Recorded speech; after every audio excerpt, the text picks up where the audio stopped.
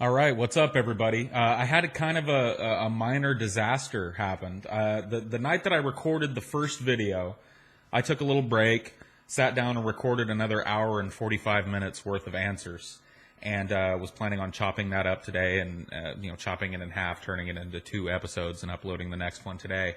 When I started to work with it, I noticed that something got fucked up on the audio side of things. Audio was cutting in and out, lots of static, lots of bullshit. And pretty much the whole hour and 45 minutes is unusable. So what are you going to do? You got to soldier on, right? So I'm going to have to re-answer some of these questions. This also gives me the opportunity to prune my list a little bit, because I kind of looked and saw where I left off after another hour and 45 minutes, and I wasn't even halfway through the questions that I selected. So I went back and pruned the list a little bit. This is still going to be at least 3 parts, but had I not pruned the list, it was probably like 6 or 8 parts, and I'm not trying to do 8 straight fucking parts of nothing but answers on my channel. So let's see, here's where I left off. What's your most embarrassing memory from high school? Oh, there's so many. There's so many good candidates. I'll give you a few. I don't know what the absolute most embarrassing thing that happened to me in high school, but here's a few. I switched over to the lime green G2. Ah, that's tasty. So my freshman year of high school, and most people that go to high school will probably agree with me that your freshman year just really sucks. It's really awkward, and you don't know what's going on. And so before I started my freshman year, my mom took me to this little sports shop to buy my PE clothes. She thought, and I thought too, that we had to buy this special like PE outfit. You had to have these sweat shorts and a t-shirt with the school logo on it. And she took me to the sports shop, and she had my name She had my name embroidered on the shirt and on one of the legs of the sweat shorts that I bought. So it's my first day of school, and my freshman year I had first period PE. So I get to school, I go to the gym for PE, and I'm down in the boys' locker room, and I change out of my school clothes, put them in the locker, change into my gym clothes, lock everything up with my little padlock. And when I came back, I could not for the life of me remember my locker combination. And I couldn't fucking figure it out. And I had to go the rest of the day wearing my PE clothes in class and walking around campus in my fucking PE clothes. And it was mortifying. People were snickering, and like in class people were fucking on me about it. Bunch of assholes, you know what I mean? But like I'm walking around with these and come to find out, you didn't even have to own these special sweats and shit. Like people just brought whatever. So I looked like a real asshole the first day of school. So yeah, that was pretty bad. Also my freshman year, towards the end of my freshman year, I bought my yearbook, and I was so proud of this, but I waited until the last second to buy it. It was right after school, the last day they were selling them. And I bought it, and I had to catch the bus home. And so I'm booking it, and I've got the yearbook clutched to my chest, and I'm this little fat kid, backpack on, and I'm booking it, and I'm running. And I see my bus start to leave. And I'm like, no, wait! And I start booking it. And people in the bus see this happening, right? And there are people, sitting in the back windows of the bus looking out, like laughing at me, and I'm huffing and puffing. To this day I still can't sprint across a room without losing my breath, so I must have looked fucking ridiculous. Short little fat kid hoofing it as fast as he can. And God damn it. Sorry, my throat has been fucked up lately. So I'm hoofing it, and I've got the book clutched, and I'm screaming at the bus to wait, and I'm yelling so loud that people are looking out the side windows, and and something happened. I tripped over my own shoelaces or something and just went flying like Superman, because I had my arms clutched here. So I went flying, and I'm, slow motion. I remember it in slow motion. I'm like, so in midair, as I'm flying, I dropped my yearbook, right? I let go of my yearbook, and it had been clamped against my chest. And I start to fall, and when I hit the ground, my chest landed right on the yearbook. And it probably actually saved me from getting hurt worse than I did. I landed right on the yearbook. And have you ever seen penguins belly slide on the ice? Like, that's exactly what I did on a dirty sidewalk. Like, I hit the ground on my yearbook and tobogganed. No! Oh, and like half the bus sees this happen. And I ended up missing the bus anyway and having to walk home, which was a long walk. But I never lived that down. The next day, everybody on the bus, that's all anybody could talk about. It was a bus full of fucking comedians. Everybody had something witty to say about me fucking up my yearbook and sliding like a fucking, fat little seal on the ice. So that one was pretty bad. The one looking back on it that I think probably takes the cake, though, is I was in my sophomore year. I was in the musical Grease. I was in drama in high school, and I was in the musical Grease. Now, most people are going to know what Grease is. They've seen the movie, John Travolta, Greased Lightning, that whole thing. And I was in this play, and I had a role. The character that I was playing doesn't really show up much in the movie, but he's got a pretty big supporting role in the play. His name is Roger, or Rump, and he's one of the guys that hangs out with Danny Zuko. And, of course, he's the fat guy. I get typecast as the fat guy, go figure. And so I'm playing this character, Rump, and there's this one scene that I had where I'm sitting around and I'm talking to the guys, and the guy playing Kaneki comes up behind me and pulls my pants down. And I was wearing these little smiley face boxers underneath, you know what I mean? So it was supposed to be a big ha-ha moment for the audience. They see me wearing smiley face boxers. Oh, how funny. How completely sterile and funny. Well, one night people got a little more than they bargained for with their ticket to the high school show of Grease. I had foreseen the possibility of a wardrobe malfunction. And so I'd had our costume lady help me diaper pin the boxers to my shirt so that when he pulled my pants down, the boxers would stay up no matter what. And I thought it was foolproof. Well, one night, the guy playing Kaneki came to pants me, and for whatever reason, instead of grabbing the sides of my pants like he normally did, he hooked his fingers into the waistband of my pants and subsequently into the waistband of the boxers that I was wearing. And he jerked to get my pants down. I don't know if he'd been having problems in previous nights getting them to actually come down, but he hooks his fingers in and jerks so hard that all of the diaper pins break, pop open, and I'm exposed. You know what I mean? Now my my shirt fell down and kind of covered that area, but I know that at least in the first few rows, for a split second, a lot of people saw my dick and balls. And when you're playing a funny moment like that, and I've done this every night, they pull down my pants and, my boxers are out, and I would stare off into the audience for a second before I ran off. It's part of the comedic timing of it. And so I didn't know for the first second and a half, 2 seconds, that my Johnson was, my balls and my cock are out on stage, and I'm standing on stage. And you got to understand, Grease is about the most popular play you're ever going to see a high school production of. Everybody knows what Grease is. It was easily the most attended show I ever did in high school. This place is packed. It was sold out every night that we did it, standing room only. There couldn't have been more people jammed in to the theater at my school. And I did the same thing I'd done every night. I did a split second, looked out into the audience, and then looked down and saw that the boxers were down as well. And I fucking grabbed them and pulled them up in front and booked it off stage. And they had to postpone starting the next scene because people were laughing so fucking hard. And when you're doing a comedy, you want people to laugh, but you don't want them to laugh at your dick and balls. No sophomore wants to allow an entire audience of people to scrutinize their package. So that's probably the worst of the worst. I don't think it gets any worse than that. But all three of those were really, you never live shit like that down in high school. So yeah. What is your opinion on the death sentence? You mean, what's my opinion on government-sanctioned revenge killing? I don't like it. I've yet to hear one person in this whole death penalty argument give me one tangible social benefit that the death penalty provides.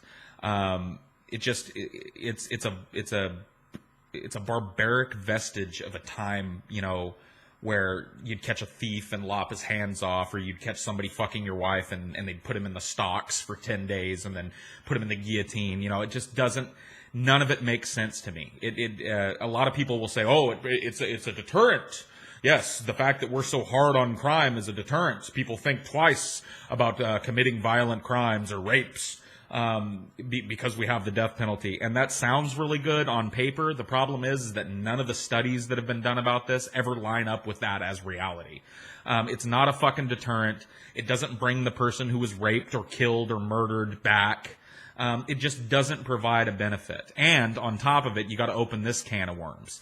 That at least one person has been executed that didn't commit the crime they were executed for. I'd be willing to say there's no way to have exact statistics on this, but I'd be willing to say it's dozens of people over the life of the death penalty in the United States have been killed for crimes that they didn't commit. But for the sake of argument, let's just say it's one person. Let's say it's one. Is the death penalty worth the life of that one person? The life of that one person that was taken by the state for a crime that he or she didn't commit?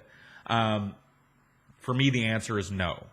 So no, I'm very against the death penalty. It's one of those things that makes me sad to live in this country. One of a long laundry list of things that makes me sad to live in a first world country that still kills people, that still thinks it's a good idea to have the state round people up and put them in gas chambers or strap them to fucking electric chairs and shit. If you could choose how you die, what would you pick? I don't know. I'd like to die any way other than the way I think I'm going to die. I'm pretty sure I'm going to end up getting cancer or heart disease and die, in a hospital hooked up to a bunch of machines with absolutely no dignity, having to have somebody come and change my bedpan and shit. I'd like to go out in a blaze of glory, or at least go out in a really exciting way. Like maybe jump out of a plane without a parachute, and free fall. Like my last memory is free fall right before I splatter all over the ground. That one would suck for people that had to clean it up, and probably for my family too. But I don't know. I'd like to go out in some way that was relatively painless, and in some way that left like a mark. You know what I mean? Not like a suicide bombing, but like, hey, I'm an old man. I've lived a full life, and I'm walking down the street with my cane one day, and I see this old lady getting her purse stolen, and I go, hey, you son of a bitch! And I start, hitting the mugger with my cane, and he turns around and shoots me in the head. But the lady gets away with her purse, as a result of that. That'd be a good way to go out. I don't know. I want to go out any way other than the way I think I'm going to go out, basically. Where do you personally draw the line between corporal punishment and child abuse? This is a tough one. And I have kind of an insight onto this because I received corporal punishment growing up. And I think that the corporal, that's such a hard term for me to say, so I'm going to stumble over it a lot. I think that the corporal punishment that I received would be considered by a lot of people that know about this subject to be child abuse. What would happen is this, and I didn't get spanked for every little thing, but if I really got in a lot of trouble, my dad would send me to my room. And if he was really angry at me, he would go off somewhere and have a cool down period because he didn't want to go in there angry and beat the living shit out of me more than I deserved, I guess. And that was almost worse, like waiting, like he'd go to your room and get ready. And then it would be like 45 minutes before he showed up. And that anticipation, because you knew he was coming, and you're sitting in your room and you're just, please, what I mean? For 45 fucking minutes. And then my dad would come in, and he always used a belt. He used a belt on us. And so he would, throw me over his knee, pull my pants down, and just beat the shit out of me with a belt. I don't think I would ever use a belt on my kids. But on the flip side, I guess I don't see a problem with, if your kid's acting an ass in public, grabbing them by their hand and swatting them on the ass. I don't tackle people when I see them doing that. And I know, having read about the subject a little bit and talked about it with people, I know there are ways to discipline kids that don't involve physical, violence or physical contact at all that work just as well, if not better, than corporal punishment. So I guess I'm anti-corporal punishment, although having been on the flip side of it, I don't think it fucked me up irreparably. But I do think that there's a fine line between, giving your kid a swat on the ass and beating the living shit out of them. And I do think there's a fine line between corporal punishment and child abuse. So I guess I would be against it, knowing that there are better ways to handle it. But I don't look down on people that swat their kids on the buns for acting up. Do you still play video games? And if so, which are you looking forward to? Yes, of course. After my long Diablo diatribe, you must know that I'm still a video gamer.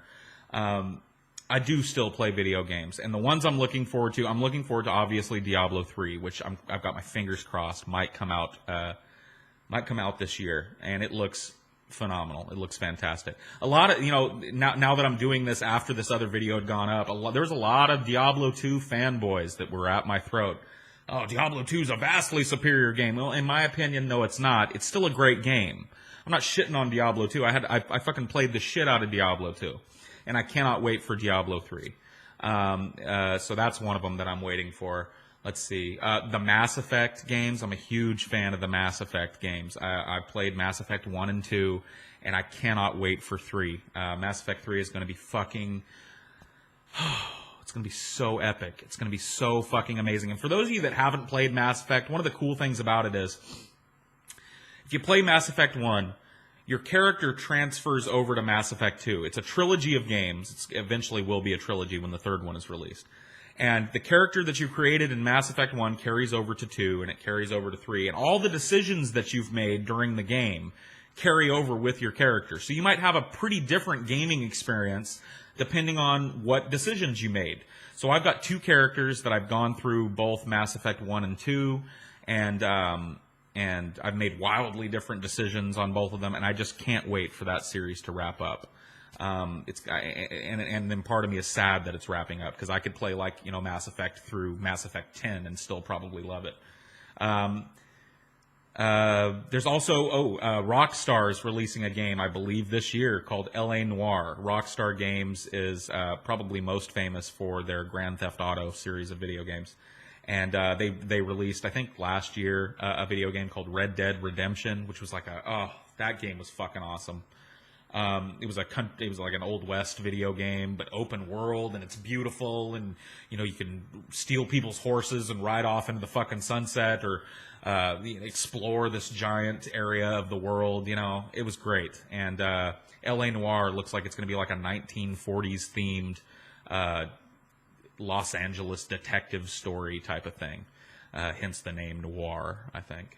So anyway, it looks great. The facial recognition technology that they're using is absolutely second to none. It still has a real healthy dose of the uncanny valley going on, but it looks so awesome. I can't wait for that game either. So there's 3 that I'm looking forward to in the near future here. What drugs have you done? And if your drug use has produced some amusing stories, can you please tell them? Yeah, I've talked a little bit about drugs already, I think. So I'll just go into the other ones that I've done. I talked to you about the Vicodin and all that, the problem I had with that. I've done, let's see. I did meth. I did meth one time in high school, and it was fucking horrible.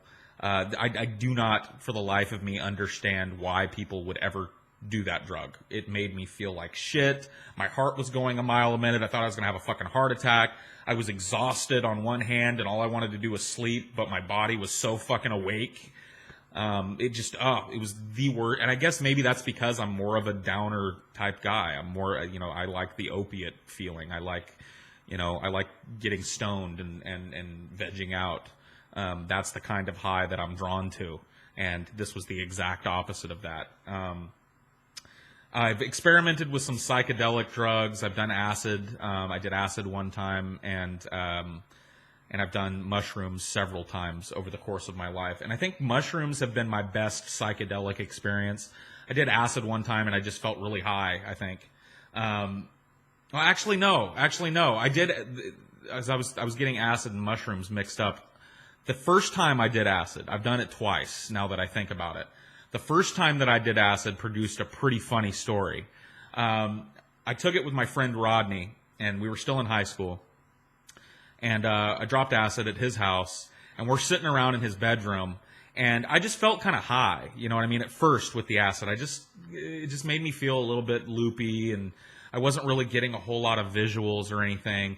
But as the night wore on, I started to get kind of freaked out by Rodney, because Rodney was having a much different trip than I was having. And at one point in the night, he started to look really scared, and he kept going over to his window and looking out the window. And then he'd go and sit down, and like he was pondering something, you know. And he'd sit down and sit there. And finally, I was like, dude, what's going on? He's like, go look out the back window, dude. Go look out into my yard. And I looked out into the yards. You know, I pulled the blinds out, and I looked, and I said, what am I looking for here? He said, you don't see him? And he walks over and gets next to me. And I said, no, I don't see anything. And he said, the frogs, man. The frogs. And I said, the frogs? And he goes, yeah, man, they're fucking frogs all over my backyard. They're camouflaged, but you can see their eyes. And he went and sat back down, leaving me with this, you know, suggestion. And the more I stared at his backyard, the more I started to see little sets of eyes in the grass. And at one point, when I saw the number of them, it freaked me out so bad that I said, oh, fuck, you know. And he said, we got to do something. And we ended up in his backyard with various garden implements killing these frogs. He had a rake, and I had like a garden hoe. And we ended up tearing up his entire fucking backyard, like chunks out of his backyard. Not the best trip in the world, but it just goes to show you that when you're doing psychedelics, who you're with and the state of mind of the person that you're with, you can be very suggestible when you do psychedelic drugs. But I think mushrooms have produced the best effects for me. And I've always been a guy that wanted to have that kind of crystallizing psychedelic experience, if you know what I'm saying. You know, you hear Timothy Leary talk about it, like you take the psychedelic drug and at some point during your trip, you have this grand realization about your life. You know, you realize that you're connected not only to every person on the planet, but to every living thing and even non-living things, because it's all made out of the same stuff. And that the galaxy lives within you. You know what I mean? That I've always wanted to have that. I've always been jealous of people who have stories like that, because I've never had that type of experience. But the first time I ever did mushrooms, I had a really good trip for most of it. And it wasn't even really a trip. It just, you know, I was at a friend's house. His parents were out of town. We took a bunch of mushrooms. I ended up on the back porch of my friend's house looking at his porch light. And, you know, the rays of light coming off of it seemed to have their own, you know, they were really clearly defined, and everything else was and I was having a great time looking at this stuff. And then I ended up inside the house sitting upside down on the couch, if that makes sense. Like I was sitting upside down and backwards on the couch so that my legs were up where your head would be, and my head was like draping off of the edge, and I'm upside down watching MTV. And there used to be this show on MTV called AMP that was like a techno show, and it was a techno and a bunch of weird computer-generated colors and 3D objects and shit, and I was having a great time watching that.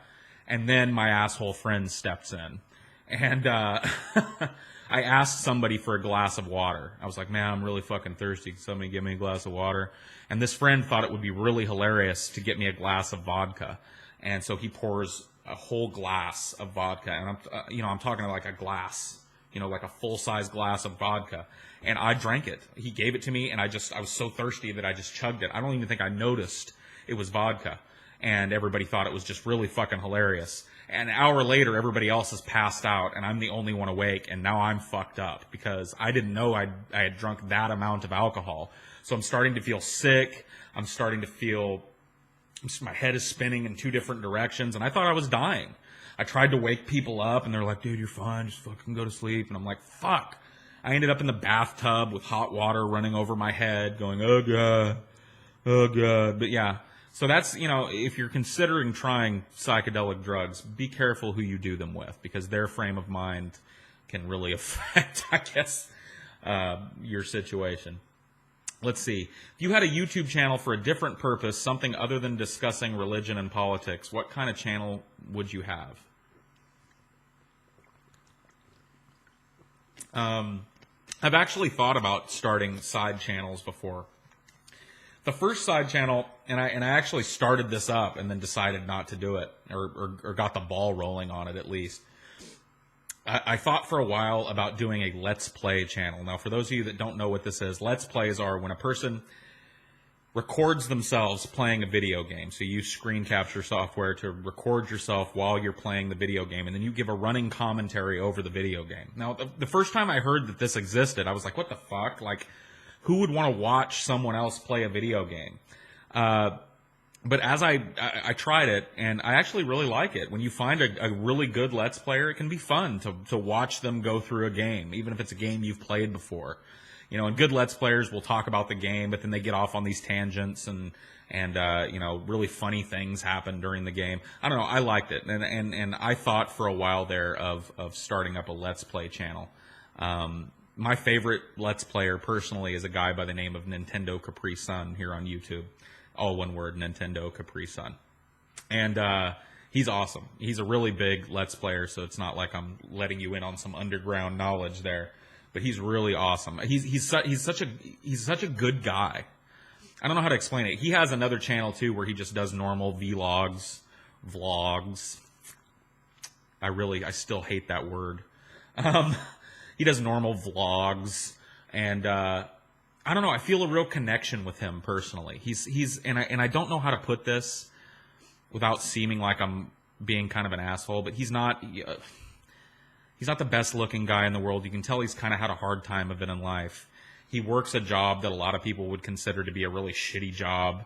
And yet he has this great attitude about life that's so infectious. It's hard to be depressed when I watch him play a game or when I watch him talk about his life. And he's really, one of the connections that I feel with him is that he's really past focused.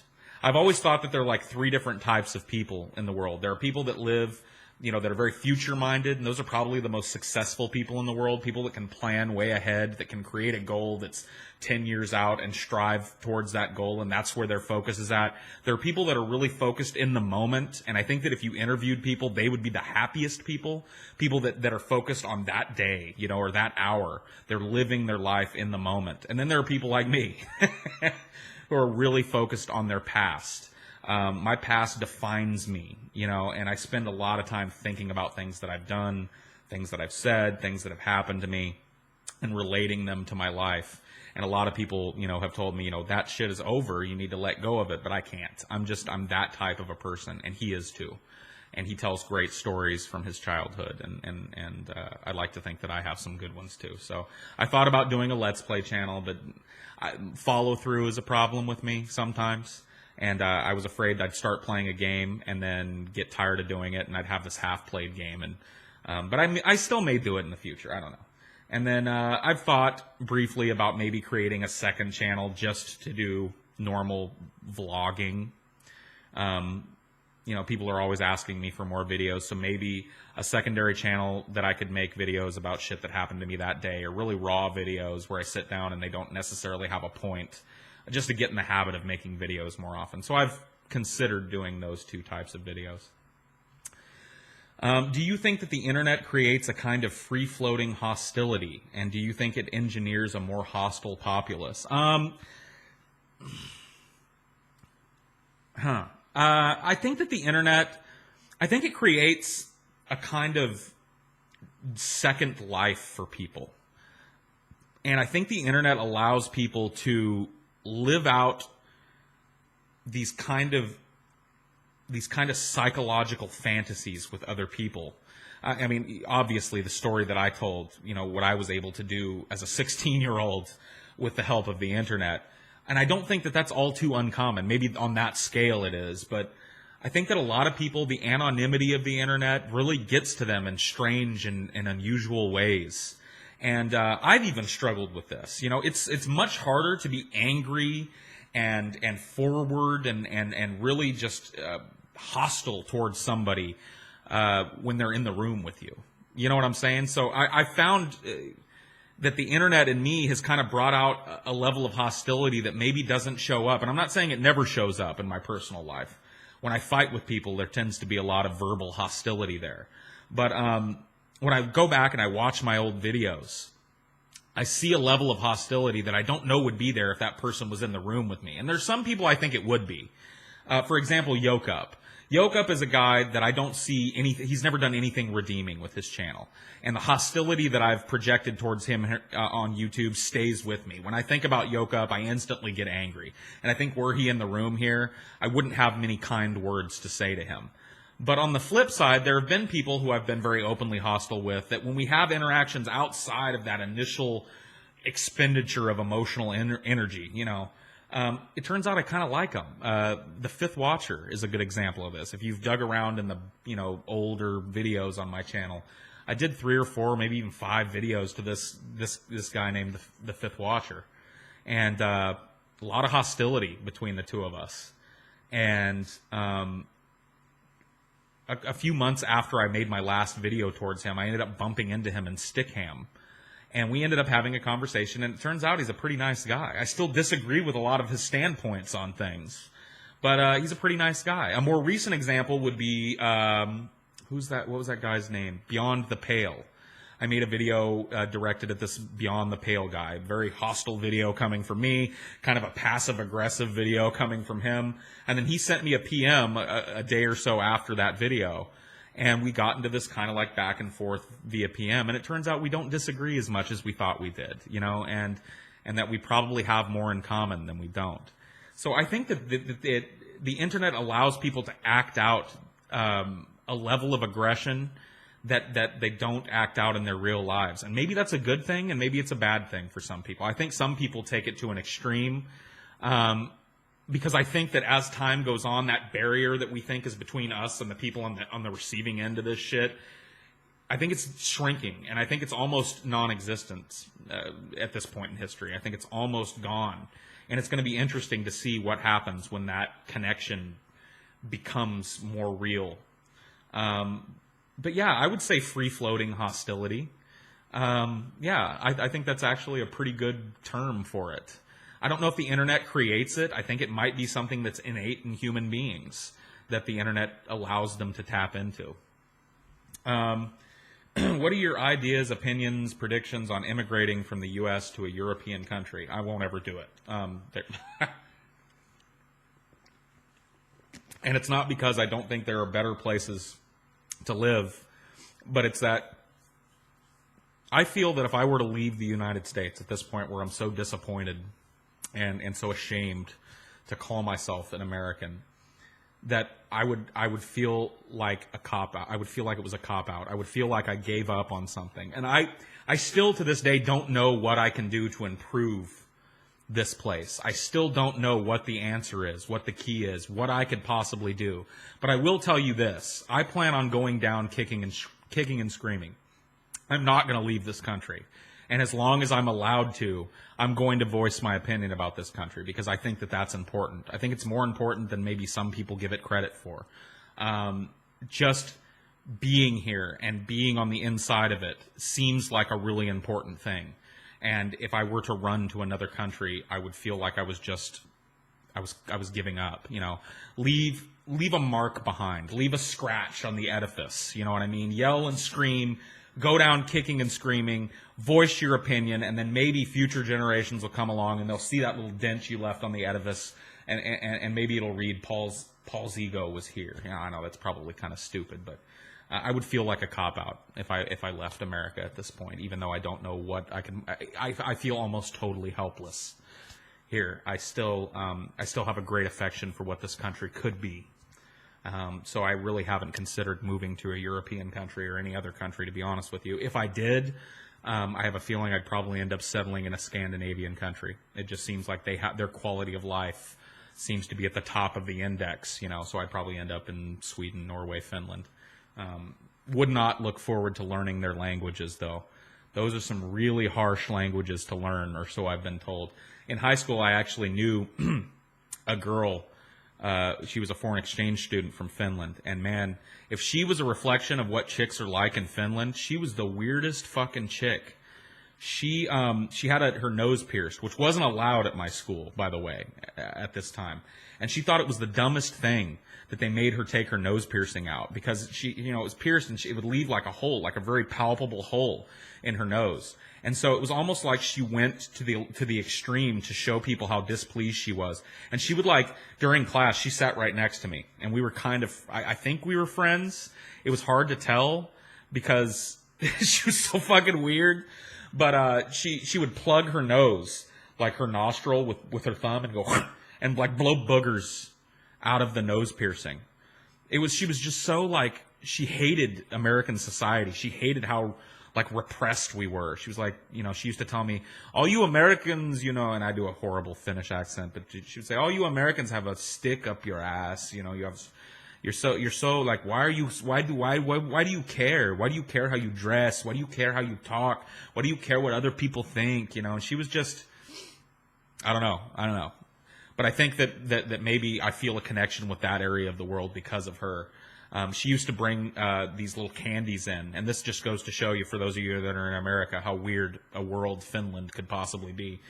The stuff, and I believe I might be saying this wrong. Maybe somebody could correct me. It was called salmiakki, and it was black licorice covered in salt, like rock salt. Like, she brought me this piece one time, and it was a skull. It was a piece of black licorice shaped like a skull, and one of the eyes was punched through so you could put your finger through it, and the other eye was just solid salt. And it tasted exactly like it sounds. Black licorice with fucking salt. And this is apparently like a really popular candy over there. And she used to think it was funny. Every time her mom would send her a care package with salmiakki, she'd bring it in to me and make me eat it. But anyway, yeah, I got way off topic there. Sorry. Let's see. What was your most awkward and or horrifying sexual encounter? Oh. Man, you guys just... You really want to see me just, like, blow myself up, don't you? You really want to see all my self-esteem, all my internet self-esteem flushed down the toilet and left, you want me to be left shivering and naked before your scornful eye. What is my most awkward and or horrifying sexual encounter? Well, like the high school experience, there's so many of these, No, but there are. There really are. I'll give you a couple. Both of these that sprung to mind immediately involve my ex, the one that I've spent so much time in the earlier video blubbering and whining about.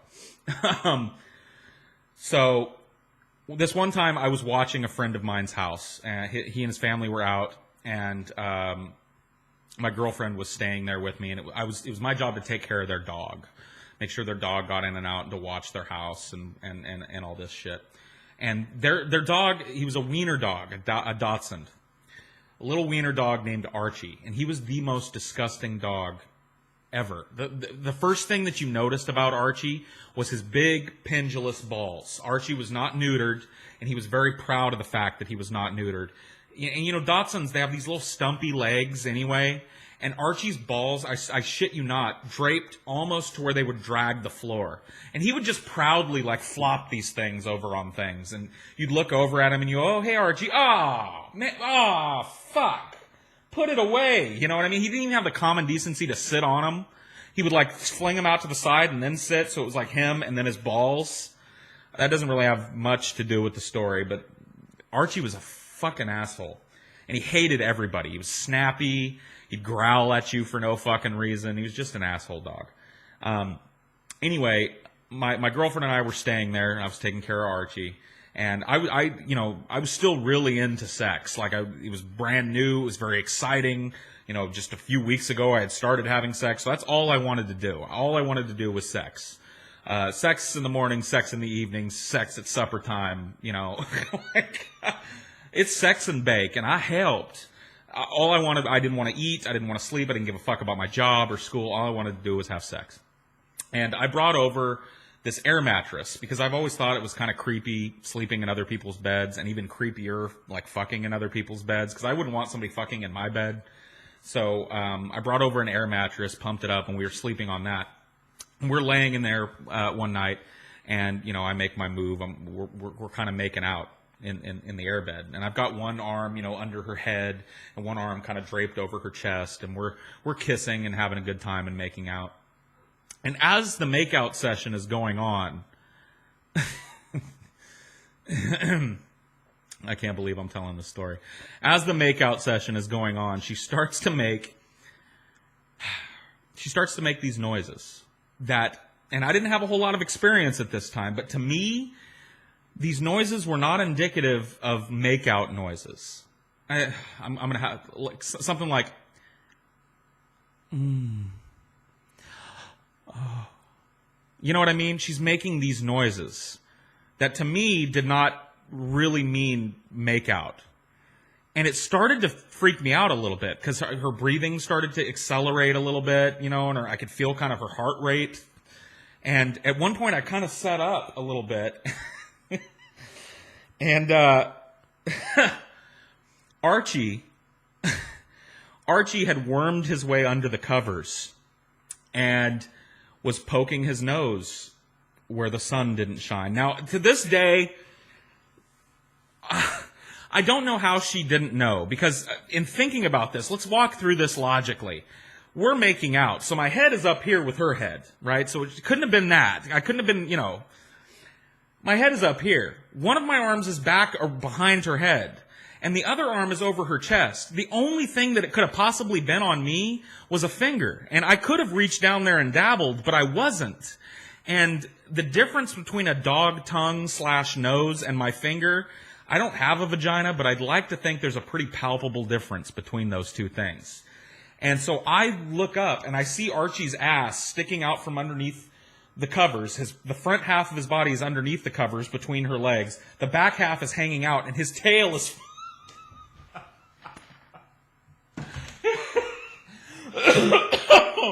His tail, he was the happiest fucking dog on earth, and she was digging it. And I went, oh my God, and she looked up and saw what was happening, and she goes, oh fuck, throws the covers off, runs into the bathroom, and it really freaked her out. Like, it really fucking, and I did not get laid that night. Archie was a pimp that night, and he pimped me right out of a piece of ass. So, you know, didn't really do anything, oh Jesus, didn't really do anything to endear me to that piece of shit fucking dog. And that sucked. That sucked. That's a pretty bad one.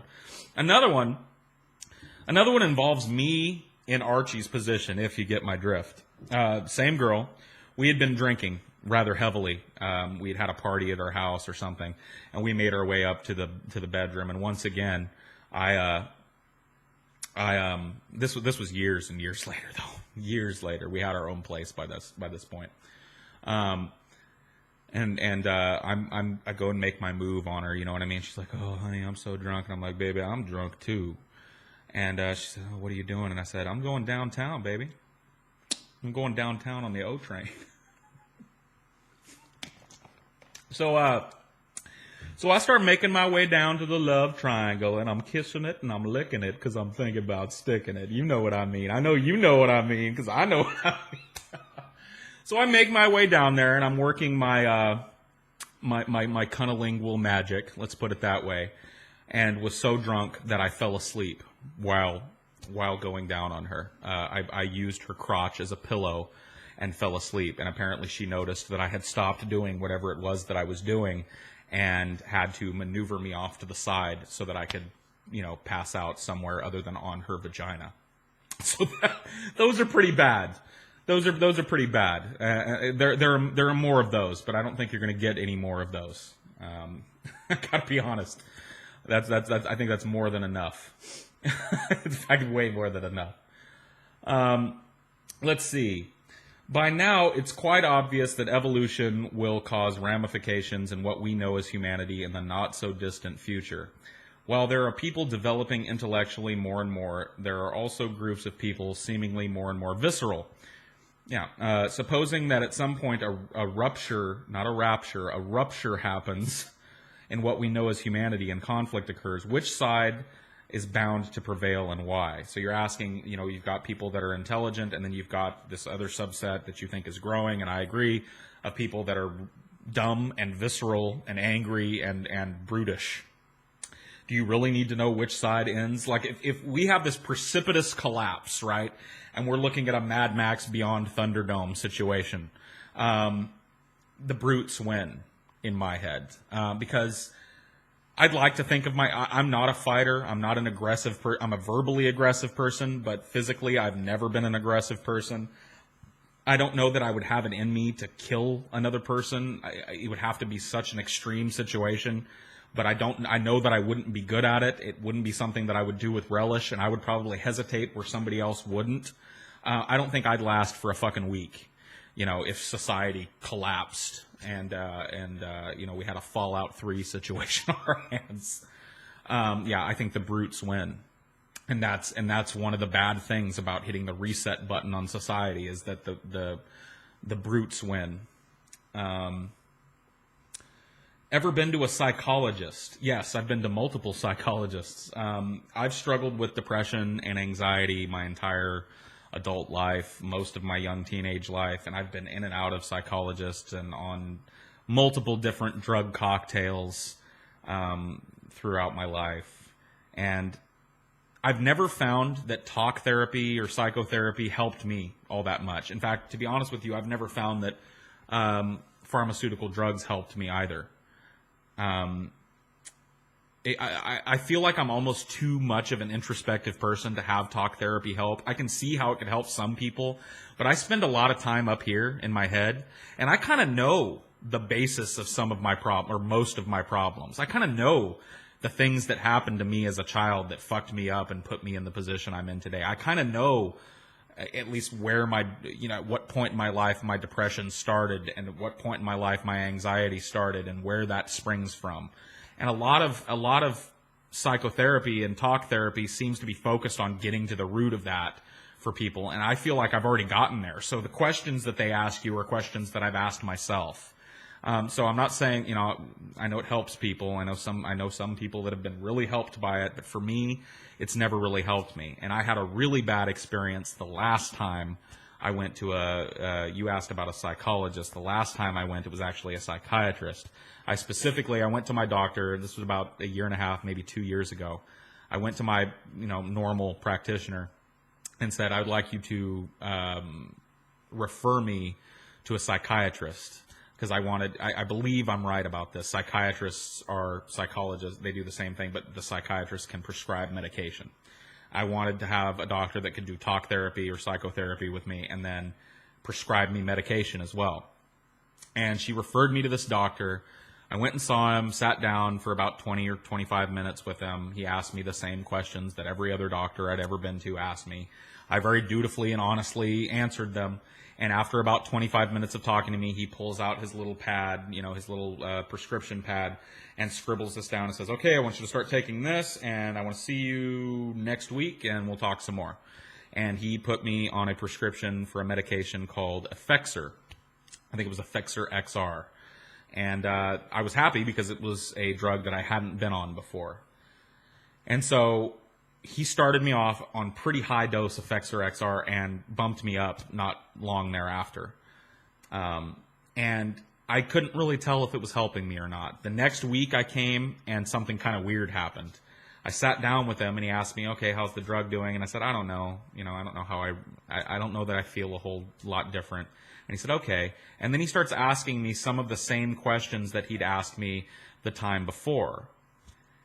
And it was almost like he didn't remember the talk that we had before. And I told him this. I said, we talked about a lot of this the last time I was in here. And he looked at his little notepad that presumably had, details about my life on it, my fears and my idiosyncrasies. And he goes, oh, yeah, okay. And he moved on and kept doing it. And kept bumping up the level of medication. Every week he would bump me up to a higher dose of this medication. And we stopped doing weekly and started doing every other week. And every other week I would come to him and he would go down a road that he'd already gone down, or multiple roads that he'd already gone down with the talk therapy. And it was about a month and a half, maybe 2 months into my stint with this drug that I started to have horrible fucking side effects. And this is going to sound really weird because it doesn't sound all that horrible, but it was really, I cannot impress upon you how fucked up this was. Well, first of all, and this is embarrassing shit. I started to have sexual side effects, and this is not uncommon on psychotropic drugs. You start to have decreased libido and all kinds of fucked up shit. So I started to experience that. I also started, and this was almost even worse, I also started to get these really intense sweats. And when I'm talking about sweat, look, I'm a fat guy. I don't work out. I don't exert myself. I don't have a job where I have to be really super physical. I'm up and around all the time, but I don't have to like lift 100-pound crates over my head like my mom's been doing for 30 years, you know.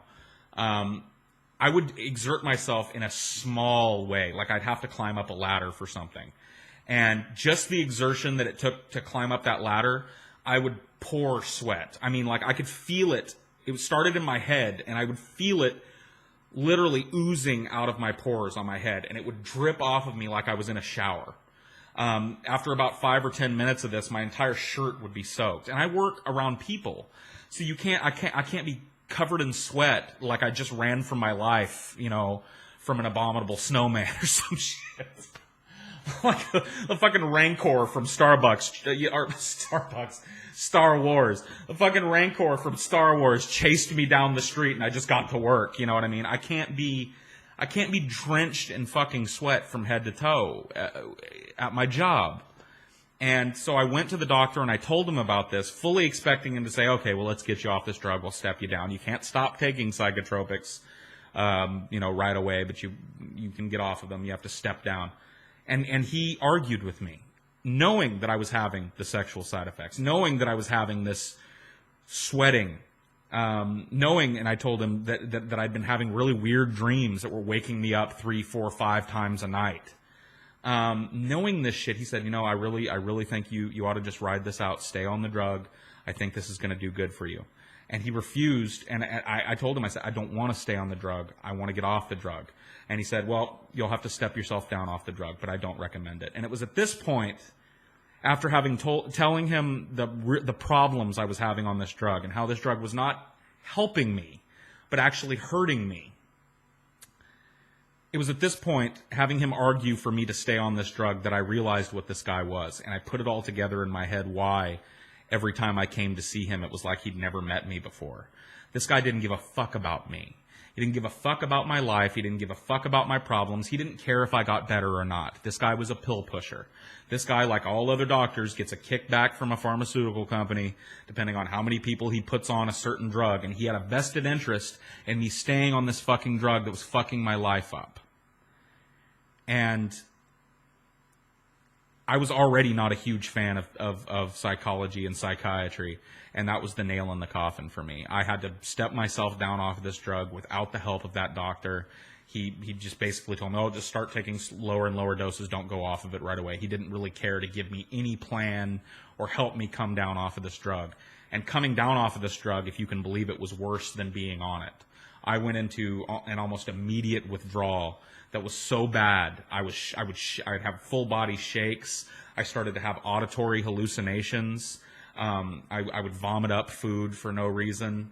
The withdrawal symptoms of this drug were so horrible.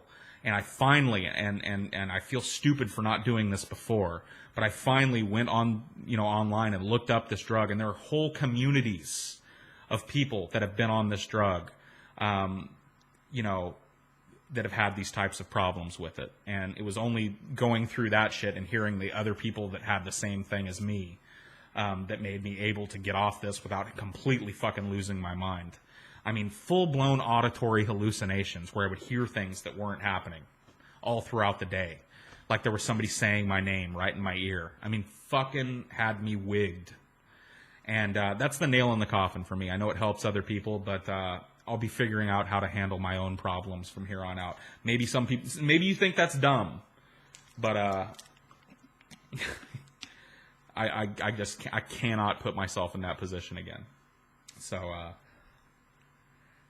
anyway, I think I'm going to go ahead and stop this episode here. I'll probably come right back and record another episode.